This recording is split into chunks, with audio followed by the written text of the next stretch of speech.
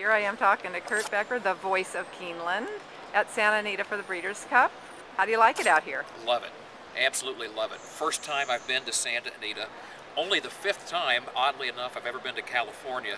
So when you can come out here and come to Santa Anita when the Breeders' Cup is in town, it doesn't get any better than that. If you like this sport at all, it's like being a kid on Christmas morning, just to have a chance. Matter of fact, not just myself, but my colleagues from the Horse Racing Radio Network, when Aidan O'Brien came out on the track on his pony with his string, we all kind of perked up. And obviously it's not the kind of thing that you get to see in the States, except during this particular week of the year.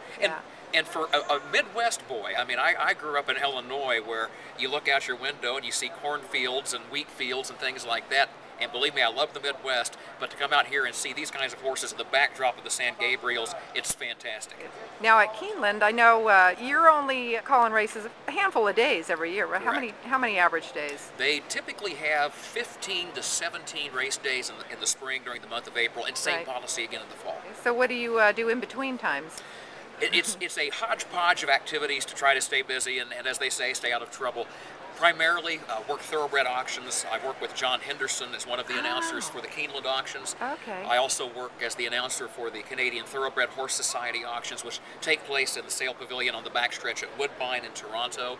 Also do play-by-play for Motor Racing Network, which is a radio network that covers NASCAR racing. Oh, wow. And also do classic car auctions, serve as the announcer for a number of the Barrett-Jackson auctions. That's the only other time I typically make it out west, as I come out to Scottsdale, Arizona in the wintertime for that. With the short amount of days that you do the actual track announcing, does that lead to you being more nervous than, say, an announcer like Trevor Denman, who does it practically every day of the year?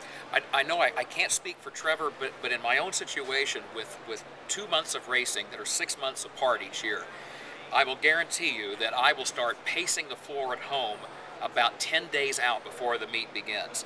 And one of the things that's very challenging for me is at Keeneland, you start right off the bat at the spring meet. You've got the $500,000 Grade 1 Ashland for 3-year-old fillies opening weekend of the spring.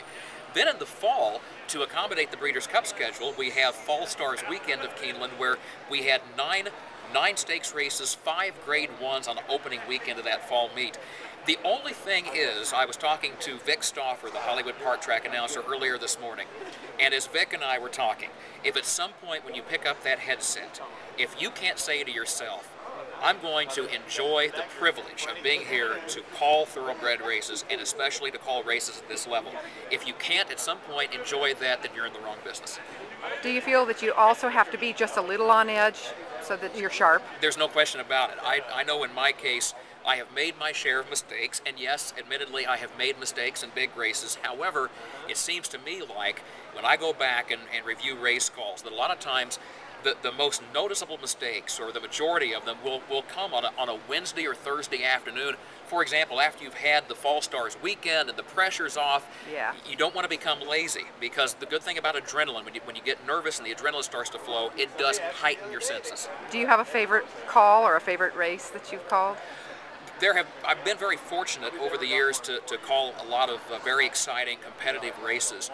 There are 2 that typically come to mind. Back in my Arlington Park days in Chicago, the 1993 Beverly D, Charlie Whittingham, rest his soul, had brought flawlessly out for the race. She was beaten by a nose in a 4-horse photo finish on the line by a filly from New Zealand named Let's Elope.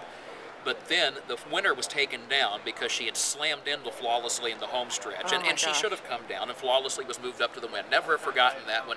Never forgotten beating Mr. Whittingham for the first time. And then at Keeneland, in 2005, there was a 4-horse photo finish in the Queen Elizabeth II Challenge Cup. 4 horses on the line, 4 fillies separated by a head. Sweet Talker ended up with the win at 18-1 that day. That's another one. I remember leaving the track that day, and after the pressure was off, I thought, wow, how much fun is it to walk away at the end of the day and say, I had the best seat in the house to see a race like that. Oh, yeah. Sounds like you love what you do. I do. I feel so fortunate. I love the auctions as well. I have people give me a tough time and say, thoroughbred auctions, an auction can't be that exciting. Well, actually it is.